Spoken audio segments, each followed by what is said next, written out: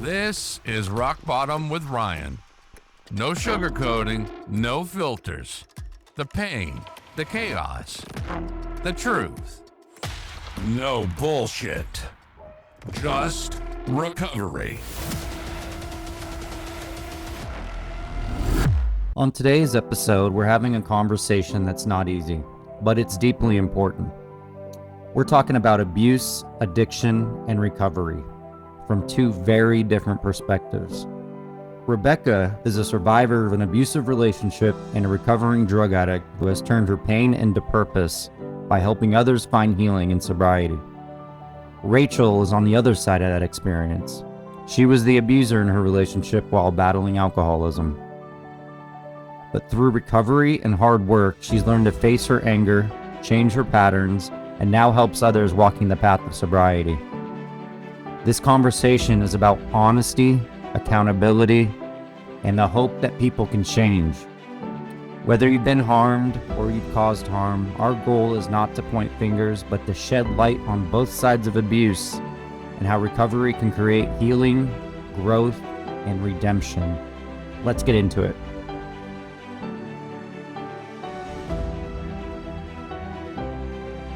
I'm Rachel. And my name is Rebeka, and I'm in Salem, Oregon. All right. Nice to meet you. Great to have you on the show here with Rachel and I. And so we're doing a little segment about domestic violence, how it's involved and associated with relationships that involve addiction as well. And we just wanted to hear a little bit about your story, if you want to give like a little breakdown of it. Yeah, so my abuse started a couple years ago. It wasn't really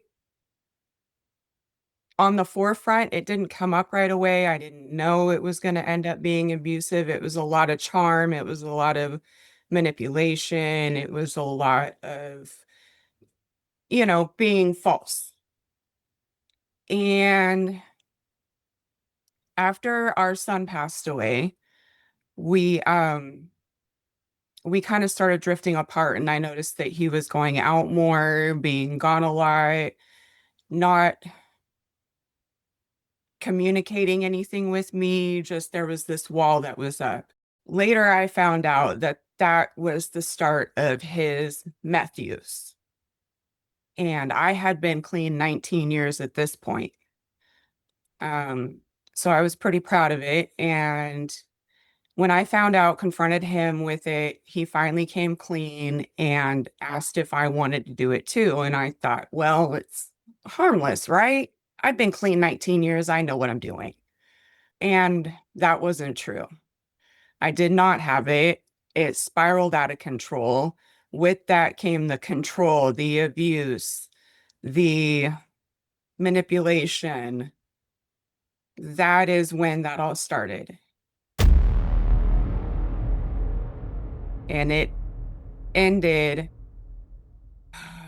about a year or so ago. It ended. I tried to end it 3 other times by filing for a divorce, and he always manipulated me back. Can you give an example of Okay. what manipulation would be like? Of course, nobody's gonna love you because you're older. Nobody's gonna care about you because you're too skinny. Nobody's gonna love you because you're too fat. Nobody's gonna love you because you don't know how to cook this certain thing. And the manipulation was horrible. I mean, it was making me feel like I was less than. Yeah, Um, and I have a question.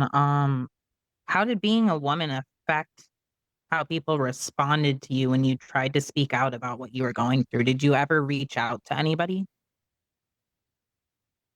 I did not reach out to anybody because he made me feel like nobody would believe me. Right. So you feel safe. So I didn't feel safe at all. The one time that I did end up reaching out, and the reason I did was because he did it with our son in my hands, and he smacked me. Hmm. And I just remember breaking down and running across the street Mhm. locking myself in the laundry room and calling the police. Officer believed me, and he said, if it wasn't for the mark, I wouldn't be able to take him. And that must have made you feel like you were in a darker hole, like you couldn't get help. Yeah. And what happened from there? Did you, and I know this is a tough subject, so take your time if you need to breathe. I know this is not an easy thing to share, and you're being so vulnerable. So thank you for doing this. Yeah, we For appreciate sure. it. But yeah, definitely breathe if you need to. But that must have made you really feel like you were in a dark hole. So I'm guessing this is after the relapse. Were you guys under the influence when that situation went, underway? Yes. You both were on meth, or just meth? Okay. Meth. Yes. That was our drug of choice. We did it different. He shot it, IV use, and just smoked it. I'm too scared of needles to try that. I'll get a tattoo, but I won't stick a needle in my vein. Did a lot of the violence take place when you were in the midst of being high, or is it usually on the come down? It was a mixture. Hmm. But it was worse on the coming down. And Yeah. when you started to come down and there was just that little bit left and it wasn't enough for both of you, somebody's got to have it, right? Do you feel like did you feel like drug use was the only way you guys were technically bonding at the time, like as far as maintaining a relationship? Was that is that how you guys connected? That is actually, you got it exactly right, because at that time we were so drifted apart. I just thought, well, I wanted to be with him so bad and I wanted to save my family so much that it was like, why not? We got to have something to bond over. Yeah. Like if you can't beat them, join them type of thing. Exactly. So Exactly. how long were you guys together, and like can you tell me some of like the early signs of when you started to realize he was abusive? Did he start off emotionally and verbally abusive, or was it kind of just you just full-fledged and you felt kind of trapped right away? It started off really subtle and really minute. It was at first, it was, oh, don't wear that. You look horrible. I need to pick out your clothes. It Mm. was that controlling thing that I thought he was just looking out for my best interest, right? I don't want to go out looking foolish in public. I mean, nobody does, let's be real. Right. But so I made an excuse for that kind of behavior. And once that making an excuse for his behavior started, it was hard to stop. I was almost just as addicted to the abuse as he was being the abuser. Right. Did did his controlling aspects carry into things like jealousy and like making sure you didn't talk to other men, and was it all that kind of stuff too? Yes. Possessiveness, yeah. Yes. And it got worse. So we ended up having two living children together. I have full custody of both of them. My boyfriend actually adopted two of them, or both of them. And I have one that looks exactly like him, right? Dark hair, dark eyes, dark features, darker color skin because he was Cajun, so he had that caramel color. Then I have another one who looks exactly like me. Light hair, light eyes, light skin. That's not his. That was the FedEx baby. Okay. So it started spilling over onto the children. And Mm. that's when I saw the signs that I needed to get out and get help. When you did get help, did you go to rehab, or what was the story behind you finally saying like, this is it, I can't take the abuse anymore, I want to be free? Did you get sober prior actually to the abuse ending? I did not completely. So my story gets kind of complicated because Mhm. there was DHS involvement. So Okay. DHS did take custody of my 2 children and put them in foster care. Okay. That was when I started to get clean. Was Right. once I woke, I had a really bad meth trip. I was in meth psychosis. And I Mhm. ended up calling 911 saying one of my kids couldn't breathe. And I didn't know at the time that I was the one that needed the help. I ended up, long story short, they took us all to the ER. I ended up in the ICU for 4 days, woke up, and DHS had custody of my kids. That was the start of my bottom. Jeez. So you feel like people were taking you a lot less seriously because you were an addict, but also suffering from abuse. That's got to be really hard. Sorry. Yes, Yeah. it was. And then to lose your kids on top of it, like I didn't know what else to Yeah. do. Kicking you while you're down, basically. Gosh. Yeah. What steps did you take to get them back? So I ended up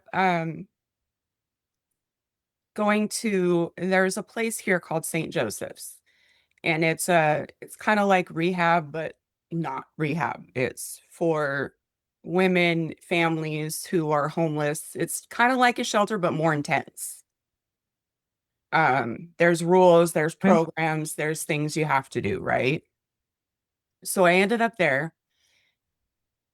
Well, he got out of jail for his final stint of beating the crap out of me.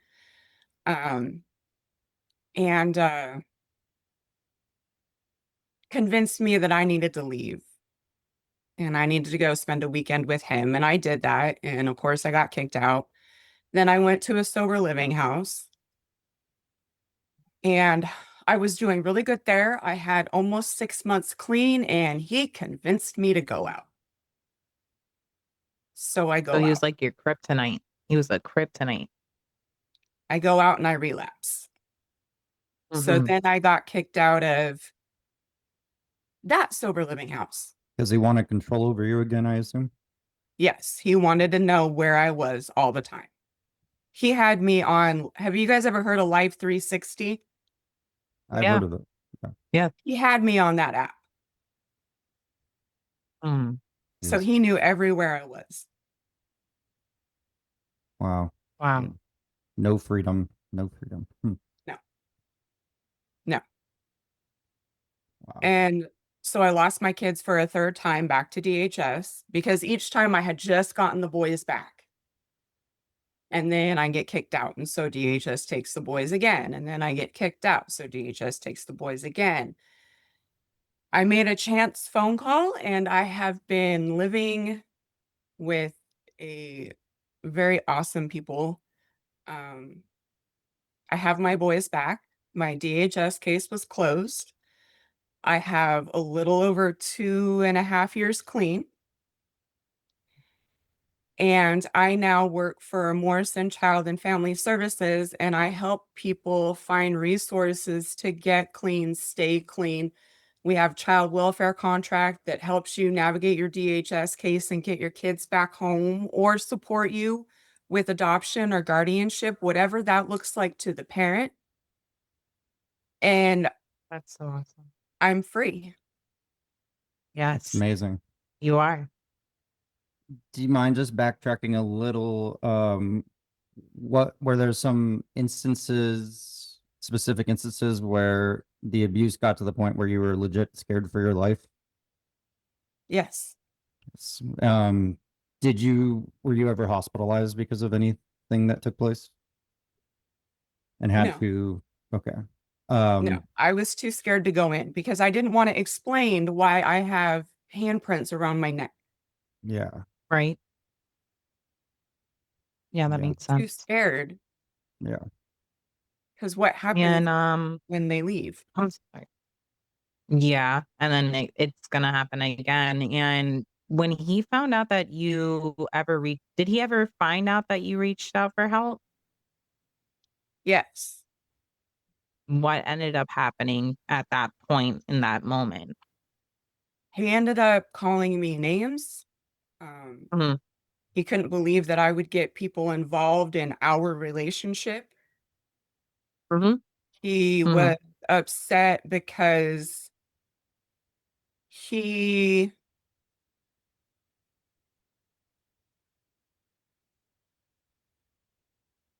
would just manipulate any situation he could. And it was, "No, no, honey, you were just coming down. That really didn't happen." Yeah. Yeah. Wow. It sounds So like he almost like had like he felt betrayed, so his narcissism showed. Yeah. and a lot of gaslighting, it sounds like, Yes. Mhm. making you question your own sanity.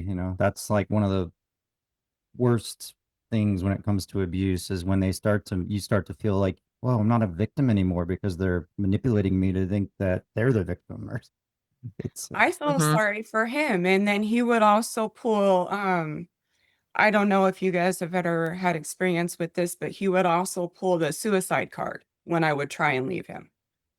"If Oh, you yeah. leave, oh, I'm gonna commit suicide. I'm gonna kill myself." And then he'd go riding off on his bike because he didn't have a car, and he would say he was gonna jump off a bridge, and the bridge he was talking about is known to have people jump off of it. So what el "I'm sorry, please come home, please don't jump. Please don't." Right. Jesus, that's an Right. intense manipulation tactic. Yeah. I was in a relationship as well, a while back, where whenever I would threaten to leave, I would start getting pictures of, I've got a gun to my head, or I'm gonna do something crazy if you don't come home, and this and that. And I just kind of like, it works on you at the time because you're already in a vulnerable state when you're suffering from abuse, and you're already questioning what you're supposed to be doing because you're hurt emotionally and physically, and you're like, okay, well, this person makes me think they're the only person I can have, and like I Yeah. don't deserve better. So you're like, okay, I want to go back and protect them. And you have all this empathy for all the wrong reasons. Yeah. It's Mhm. a horrible cycle. I totally can emulate with that. So I'm sorry you went through that. Yes. I'm sorry that you went through that. I mean, and I could on the opposite end, I was the abuser when I was under the influence to my ex. So the suicide card, it would be, when I was under the influence, no excuses here. I'm taking full accountability, everybody. But it would be when I would be coming down mainly. That's why I resonated with that in the beginning of this conversation. It wouldn't be when I was like in the fun party stages of the drinking. This is the come down. So the dopamine is gone. I'm chasing a high that's not going to come back, right? And I keep using. So I'm getting more angry. But the suicide card for sure. Be like, if you don't come home, I'm going to, take a whole bottle of pills. Please just come home, come home, come home. I'm sorry, I didn't mean this. And, I really didn't mean it, but I was angry and unhealed and didn't face any of my own trauma. Yeah. And So, that's where the healing starts, really, as we all know. so Rachel, just coming from your perspective, did you recognize your I don't know if you experienced or was abusive in previous relationships, but like, did you see yourself doing it emotionally first, kind of like what Rebeka experienced, where the manipulation and all the kind of signs are starting to show Uh-huh. up? Oh, you did that too. Oh, yeah. Yeah, the What were? manipulation for sure. How did you do that? Like, how did you have controlling aspects like Rebecca's? Yeah. Yeah. I would say, I mean, my drug of choice was alcohol. But, I would use, "Oh, it's football Sunday. Let's go to the bar. Let's take shots together." Try to make it like a fun, sexy time, and then that really I'm just trying to get drunk. I wanna watch the football game, not really. I wanna get drunk. I wanna be at a bar. Now I'm getting more angry. If he were to look at a girl, even just look at a girl because he has eyes, I would flip. Yes. So it was just kind of like a 360. And again, no excuses, but I was just so angry deep down with the unhealed version of myself that I just lashed out whenever, especially when we got home. And if he were to cut me off, he was done. He was done. Wait until we get in the car. Wow. So what's like an example of lashing out? Was it hitting, throwing, like what kind of things would you do when you're seeing red? Because I'm assuming seeing red makes you Mhm. do the worst things. So It was verbal. It was extreme verbal, going straight to the gut. You know, my ego took the best of me. Any personal things that I would know, throw in their face. Mind you, I was blackout. And then from there, it would be getting in his face. From there, it could turn into spitting. It could turn into me kicking him in the stomach. It could be me grabbing him. I mean, I wasn't stronger than him. And then there were times that I, would right hook or smack him across the face blindly for no reason. No reason. But all he had to do was give me a look or just say something I didn't like that was slick. And I would get mad and just smack in the mouth I and wake up the next day and be like, oh my gosh, I'm so sorry. I didn't mean to do that. But I mean, he has a fat lip now. I mean, what are we going to do? that was my next question. Like, when did you start to feel remorseful, and when did you feel like, okay, I need to apologize? And were the apologies sincere at the time in the moment, or were you just trying to just make things better temporarily until it happened again? Oh, they were sincere in the moment. I really mm, did not want to do that or be that person because it's a replica of who my mother was. It's my father. So Oh, it was repeating. oh, But okay. I didn't wanna be that person, and it didn't stop until, to be honest, until we ended, and I was just like, "You know what?" My addiction did continue, but I took that lesson, and from that point on, I was always like, "You don't put hands on people." And the relationship I'm in now, my fiancé going on 9 years, I have never laid a hand on him. So I learned my Oh, lesson because that's not, you just don't do that. You don't do that. yeah. Rebecca, if you don't mind me asking, was this like your first ever experience in a relationship, or even growing up, that you experienced abuse or witnessing abuse? No, it was definitely not the first time. I Mm. have been married a couple times, and all of them were abusive. None of them to this extent, but all of them were. And I know that was, I'm a fixer, right? I want to fix things for people. I want everything to be okay. So when I see somebody who maybe I feel isn't getting a fair shake or is just broken because of abuse or trauma or what, I want to fix it. And in my experience, it's all been with men, unfortunately. Obviously, I ignore the red flags. And I just think, oh, they're just angry because they haven't gotten a fair shake. Oh, they're just Mm. angry because their mom said she doesn't love them anymore. Yeah. I've heard so many reasons for trauma, and I'm not using it as an excuse, but I would think that I could fix them. So Yeah, Yeah. I would get into the relationship. I had this similar Mhm. thing where I don't know if this is the case for you, but I will admittedly say that the abusive relationships that I was in, I look back at where my mind was, and I was drinking a lot. I was pretty deep into my addictions, but my self-esteem was so low that I was just thinking, I was justifying everything. I was thinking, oh, she does this because I've met her parents and I see how she probably grew up. So I'm just gonna, like, understand why she's so angry, and your self-esteem so low that you just try to find some excuse for them. They don't even have to make the excuse. And that's the scary part. Rachel, would you make excuses, any specific excuses for why, or was it just straight up apologies, or would you ever use something as a reason as to why you got angry? Like, Um, this is over a decade ago, so I'm trying to think of something specific. I mean, I did get with him, my son's father, in 2007, 2008, and that's when my mother passed away. Mhm. So I was already angry, and then my mom dies of an overdose, and then I just really just went batshit. So I do not want to use that as an excuse, but I would say that triggered the anger even more. Like if my mom doesn't love me enough, that's how I felt at the time, then none of you do. Nobody does. Because if my mom doesn't love me, then the world doesn't love me. Nobody else loves me. Like, and that was my mentality. And um, even I have a past of dating men that were not the best either. But the relationship that I was abusive in, yes, I would use, my mom died a few years ago. You have to cut me slack. I'm still angry. I'm still upset. I'm still sad about my mom. Or it was my mom's death anniversary 3 weeks ago. And that's why I got so drunk.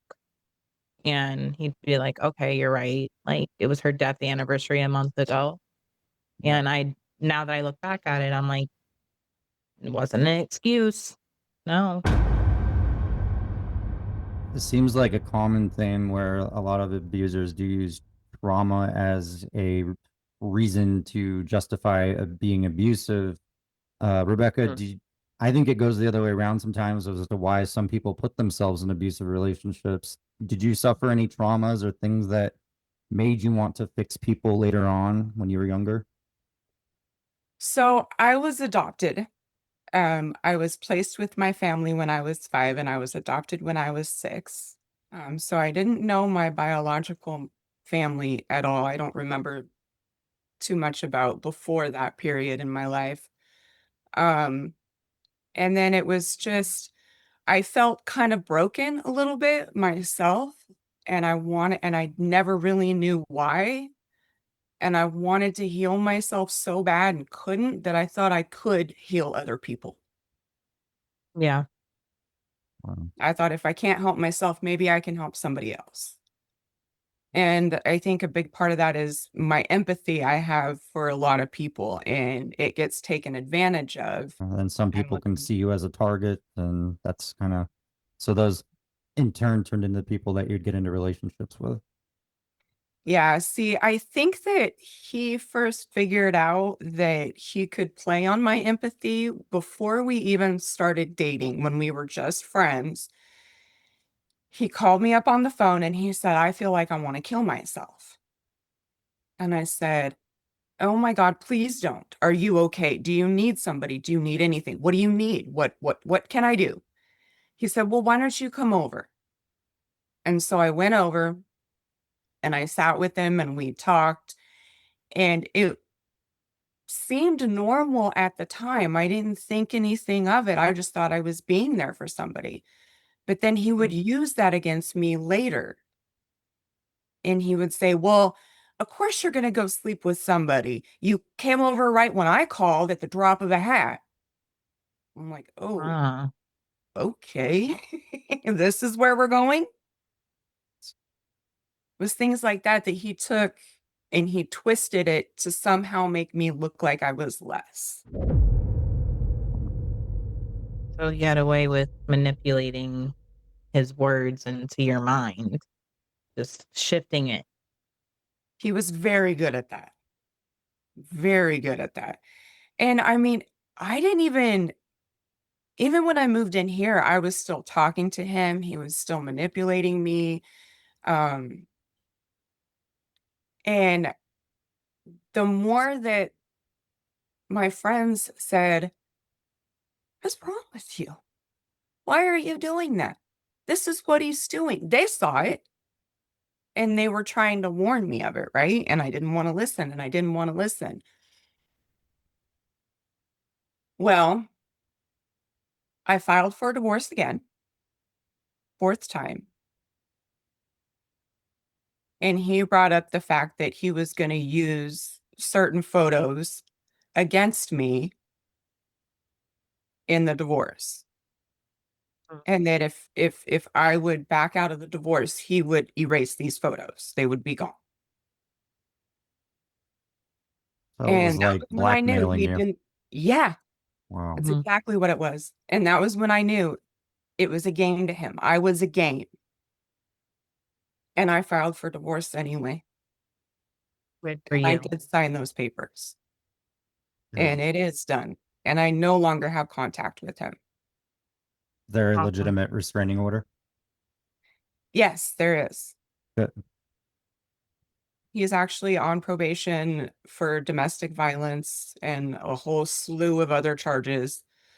Um, and so there is a no contact order in place, and the sheriffs go and check and make sure that he isn't contacting me, and I feel very safe where I am. Good. Good, That's good. good. So you feel safe and there's no worries these days. So how do you approach new relationships now? Do you approach them very cautiously and try to see those red flags and pay much closer attention now and not brush them off like before? Very much so. Even with just friends, I pay a lot of attention. And I it's a lesson I had to learn the hard way, unfortunately. But I do pay attention because the simplest little thing that somebody says could be manipulation. And I Mhm. don't like to think that about people, but I'm cautious. And I have a question too. When you left, what part of yourself did you feel like you rediscovered first? I would have to say, honestly, it was the joy I find in being a mom. Oh, yes. Yes, I could relate to that so much. I Mhm. mean, my kids they're 3 and 4, about to turn 4 and 5 here in a couple weeks.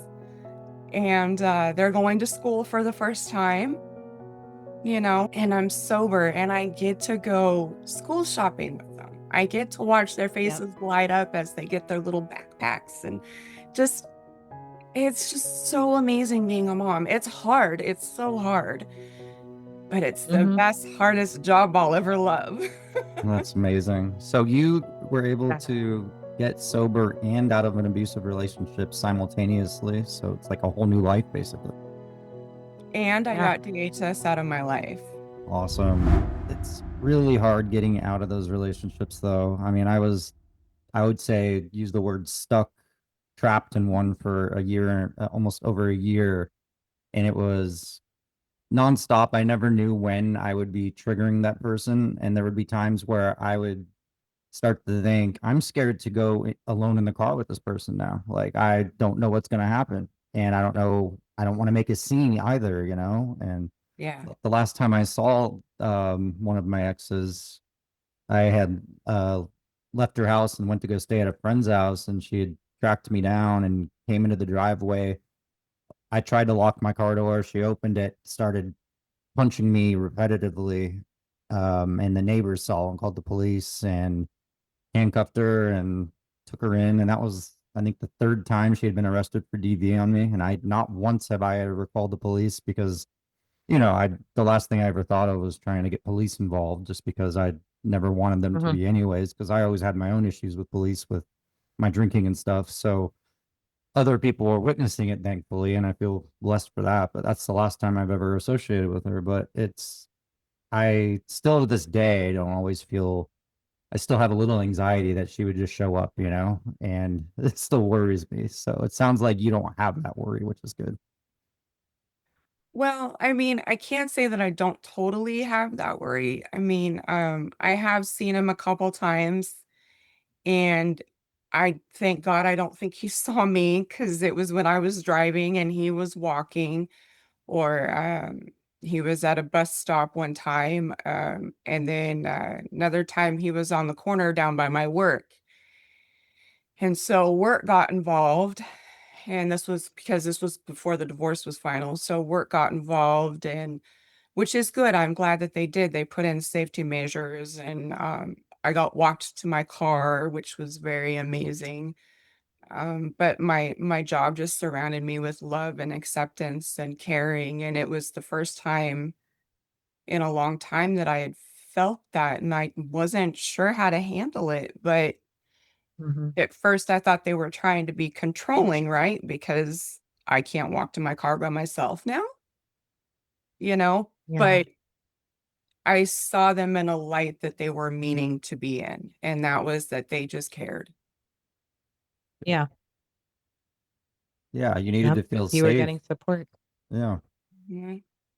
that's amazing. what message would you give anybody going through what you were going through at the time, that's in the cycle currently right now that's listening to this podcast? Please get help. Tell somebody, call somebody. It doesn't have to be the police if you have trauma from police. You Mhm. have a Right. voice. It's okay for people to hear you. Yeah. Yeah. Yeah. And exactly. And you yourself are doing it right now by sharing your story. When you were getting sober, was it really hard? Because you knew you were being abused throughout the entire relationship, but you were using a lot of that time too when you were with them. So when your head was becoming clear, was it difficult to deal with a lot of the emotions and the repercussions from it? Yeah. Yeah. It's almost like feeling or experiencing or going through it again, right? Because you numbed yourself to not feel it while you were in it. And then when you stop using the stuff to numb yourself, you feel it. Like, Yeah. I remember I had a horrible nightmare. I don't even remember what the nightmare was, but I remember I was reliving some of the abuse. And I woke up and I was bawling and Mm. I just had to feel it. And it's okay to feel it because you have to heal. Yeah.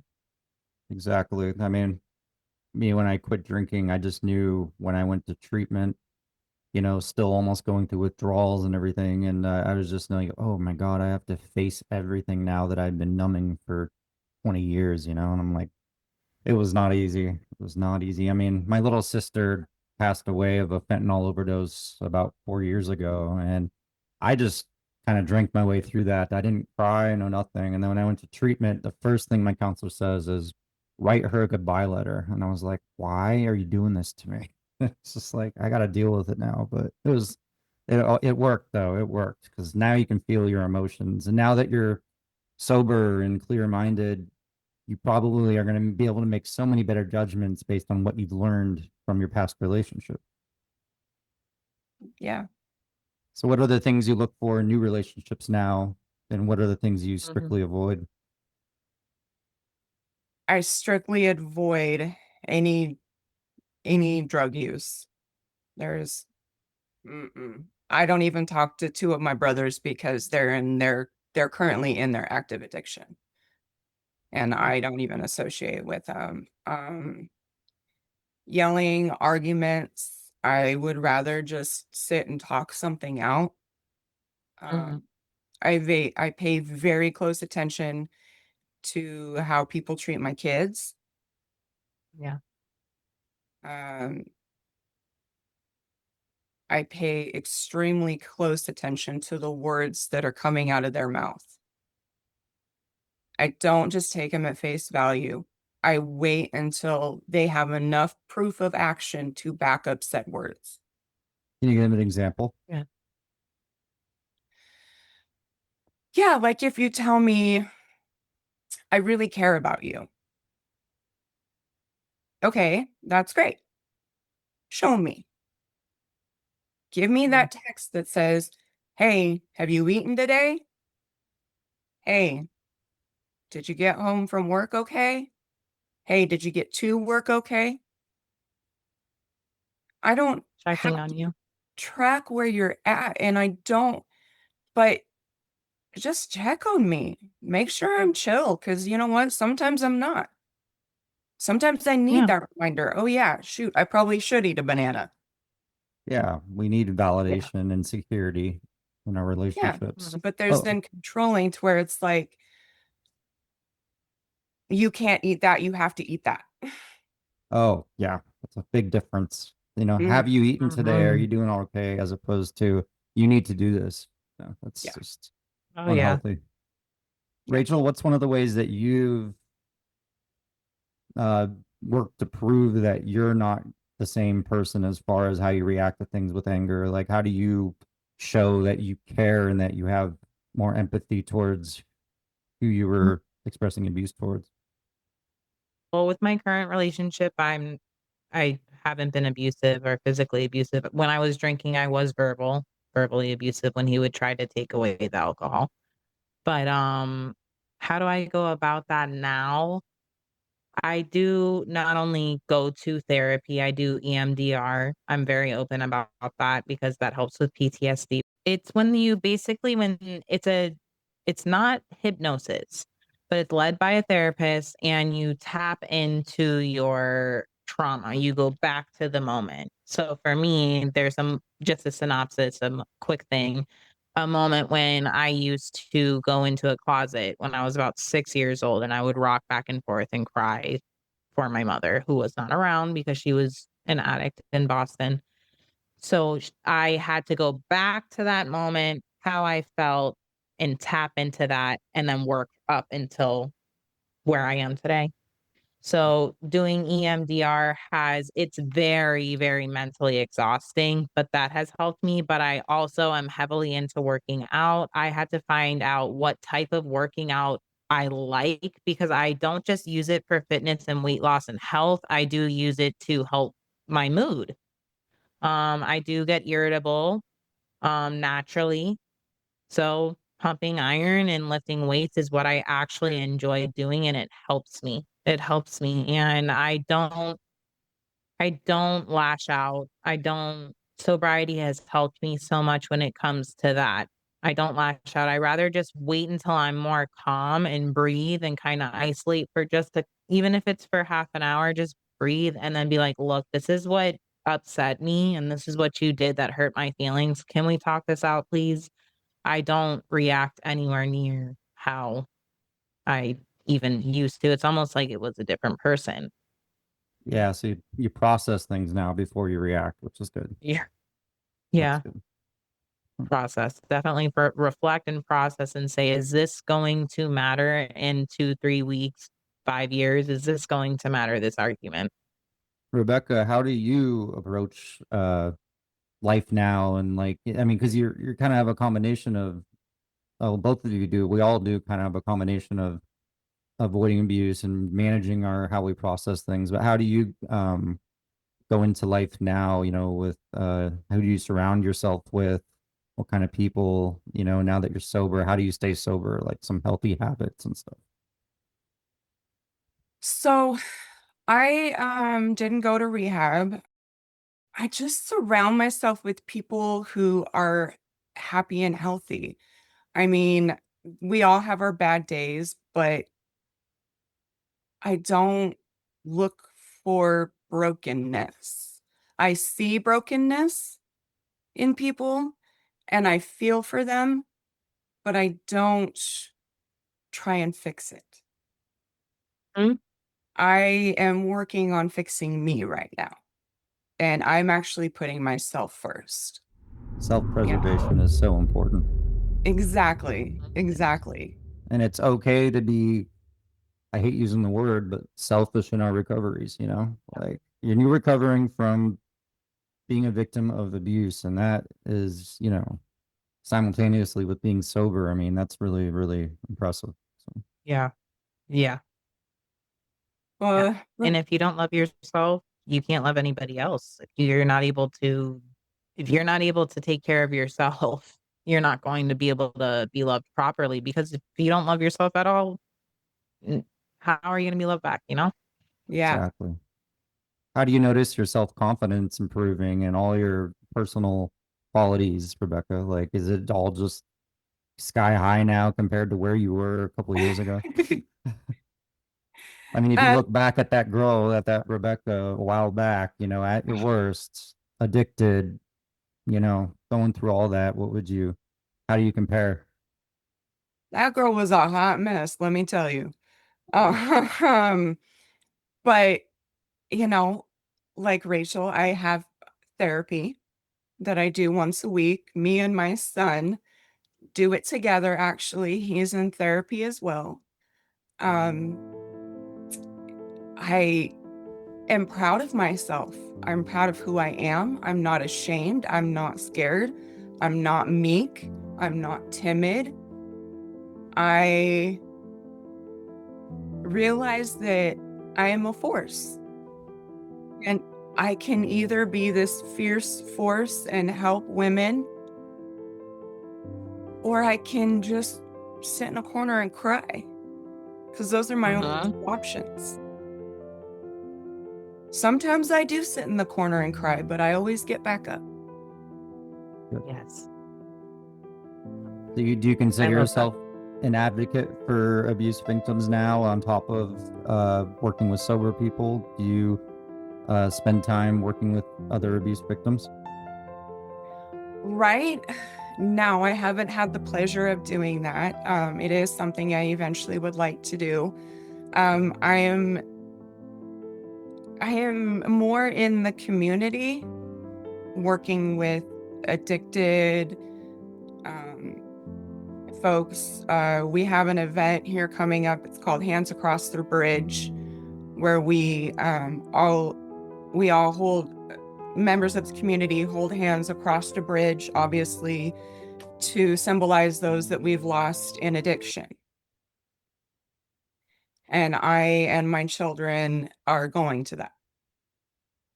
And I'm actually going to have a table with the company that I work for at that event. That's amazing. I Yeah. think they should have an event like that So for it's abuse victims. Do you feel like there's enough awareness about domestic violence, as far as whether it's against men or women, or both? Do you feel like there's enough awareness out there and enough people are no? No, Yeah, I no. agree. I think it needs to be talked about, and I think we need to realize that it's a real thing, that people struggle with this, and not just women, children, men, elderly. Yep. Exactly. There's so many facets that struggle from abuse.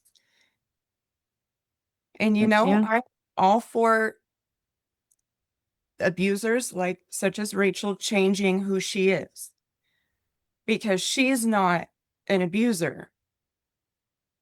She's an advocate, Yeah. Yeah. and That's it's why beautiful. I agree. I think that's why Rachel's perspective is so interesting and so honest, and being willing to state, she's not making excuses for what she did. She's just admitting, I was in the wrong and I'm working on myself. And Yeah.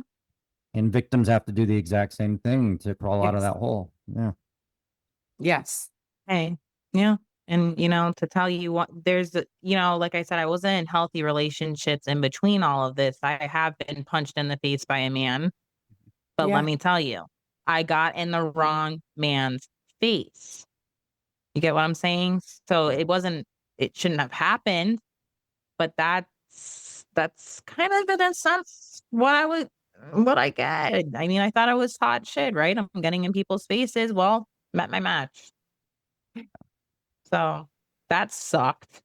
But yeah, it's not something that it's talked about enough. Not just, like you said, women, but children, elderly, and men are being abused, and it should be talked about. Of course. Yeah. I think it is something that needs to be talked about, recognized, because there's so many people in relationships right now that are even early in relationships, or even elderly, that are in situations where the warning signs are there, but since nothing tragic has happened, nothing serious has happened yet, they're, just waiting for the ball to drop, and they don't realize it, like, got to pay attention to the red flags. When you mentioned that, it's the first thing I thought was like, gosh, so many people ignore red flags because they're trying to see the best in the person. But if you just got out of that relationship right then and there, you would avoid years and years of trauma. Yeah. That's why I hope these conversations can go out as a warning, for people that are going through just verbal abuse or emotional abuse right now, that in a year or two, it could be something worse. Yeah. Yeah. There was a point you had asked Ryan if it got to the point where he almost killed me. And there was a point where he had like a chokehold on me, and I just knew that was it. That was the end of it. I don't know what made him let go, and I asked him later, "Why did you let go?" If you were going to continue to abuse me, why did you let go? And he said, I don't know. I just felt bad. Okay. I just felt bad. I mean, I'm glad he let go, right? But Yeah. I was hoping for some sort of closure with him, the final ha ha ha, you get to go to jail finally. You get all of the time that is due to you. I wanted that closure, but I never got it. So my closure was my own healing. That Yeah. had to be my closure, right? So closure looks different for everybody. And it may not be clean and cut and dry. And you're still going to have the residuals effects. It's what you do with those effects that matters. And that's what's important. Not a question. It's just, again, me as a woman coming to you also and introducing myself, but now hearing your story. And I just want to say thank you again to for you to be sharing your story for people out there that are stuck in that cycle right now that are listening, because people don't want to get help because they're scared, as you know. And you might be that voice where they're going to reach out for help. So again, it's awesome to hear your story. Not awesome that you've been through it, but awesome that you are sharing it with us. Yeah. Now it sounds like you're approaching life with so much strength and confidence that, I feel like you know how to approach relationships and not let yourself get into that position again, because not only are you sober, clear minded, but you're surrounding yourself with good people. I might sound a little ignorant saying this, but is there any groups strictly for domestic violence victims, kind of like AA, where people can meet up and talk about it and relate to each other? Because that would be something that needs to be started up someday. We have a group out here. It's called Celebrate Recovery, and it's recovery from all kinds of addictions. And so if abuse is an addiction you have, or you're the victim, you can go to this group and you can get help. I don't Right. know personally of any abusees or abusers that have gone to it, but I do agree that there needs to be groups, there needs to be awareness, there needs to be a light on this dark thing that nobody wants to talk about because it's taking people's lives. And a Be lot of people honest. are Yes. scared to talk about it, especially if they're currently in that position. Hmm. That's the Right. part that's the double-edged sword. You want to open up, but at the same time, it could backfire because you're scared for your life. The nurse that I Yeah. had, so my abuse got found out officially by one of the sheriffs out here, who I now have a personal relationship with. When I went in to have my son, I was covered from bruises head to toe. And she saw all of them and she didn't bring it up, didn't talk to me really about it, just kind of coached me through what I was trying to do, which was give birth, right? And then after I did, she came into my room and she said, I see you. And I made a call. What did you say on that call? She called the sheriff's office for me. And they Mm. came out and took the report and took photos of all of my bruises. And it was rather embarrassing at some points. But I felt safe and I felt like somebody finally saw me. Somebody finally understood. I could be okay talking and be safe talking. They arrested him that night so that when I got out of the hospital, he was no longer there. That was the beginning of me getting out. It's amazing. How long do you think it took for you to start feeling emotionally and physically safe from everything? Like where you started to feel like yourself again, if not better? It took the divorce going through Yeah. Just to where Mm. I finally felt like all confirmation. ties are cut. Yeah, that's good. Yeah. Howard. yeah, like confirmation that it's just, you're ending that part of your life and starting fresh. Yeah. If you could look back, and it's kind of a difficult question, but if you could look at yourself when you were at your worst with addiction and going through that abuse, what would you tell your old self? I would tell myself that you can't have a rainbow without rain, and it's raining right now. It's raining right now. Yeah. But eventually you'll get your rainbow. That's beautiful. Yeah. I think that is the proper thing to say to anybody going through abuse right now, is to keep your head up, stay strong, and something good will come out of this if you just fight your way out. And you're not alone. Not alone. No. We need to be more outspoken about it. Really appreciate both of you. Yeah. I really enjoyed it. Thank Thank you you. so much for having me. I appreciate you opening up about a very tough subject. Like, that's amazing. I'm glad we're opening up the door for domestic violence too.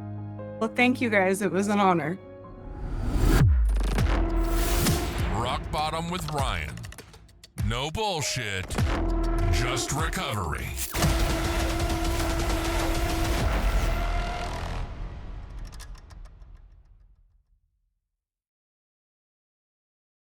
You can't have a rainbow without rain. And it's raining right now. And it's raining right now. Yeah. But eventually you'll get your rainbow.